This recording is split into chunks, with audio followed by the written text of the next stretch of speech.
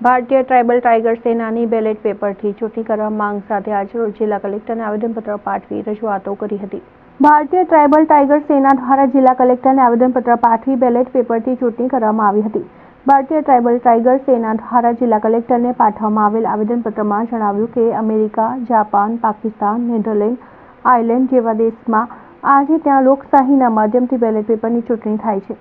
ભારતના બંધારણની કલમ 328 અને કલમ 326માં લખ્યું છે કે લોકસભાની અને દરેક રાજ્યની વિધાનસભાની ચૂંટણીઓ એ તમામ ચૂંટણીઓ બેલેટ પેપરથી થવી જોઈએ, કારણ કે ભારતથી વધુ વિકસિત અન્ય બીજા દેશોમાં જો બેલેટ પેપરથી થતી હોય છે તો ઇલેક્ટ્રિક વોટિંગ મશીનથી ચૂંટણી થતી નથી। તો તેનો અર્થ એ થાય છે કે માનવ નિર્મિત ઇલેક્ટ્રિક વોટિંગ મશીન ઉપર તેનો ભરોસો નથી। કેમ માટે લોકશાહી બચાવવા માટે માંગ છે કે ઇલેક્ટ્રિક વોટિંગ મશીન (EVM) ની જગ્યા ચૂંટણી બેલેટ પેપરથી થાય, જેથી ભારત દેશની લોકશાહી બચાવવા માટે હક અને અધિકાર બચાવી શકાય।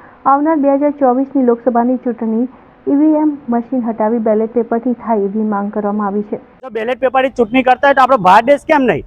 કેમ એને આ રમકડાથી ચૂંટણી કરવામાં આવે છે? એટલે અમે લોકો આ સાખી નહીં લઈએ અને તમામ આદિવાસી પરિવાર ભેગા થઈને અમે ભારતીય ટ્રાઇબલ ટાઇગર સેના અને BTP પાર્ટી દ્વારા આ આયોજન કરીએ છીએ કે અમે બેલેટ પેપરથી ચૂંટણી કરીશું અને EVM મશીનને અમને નહીં ચાલવા દઈએ।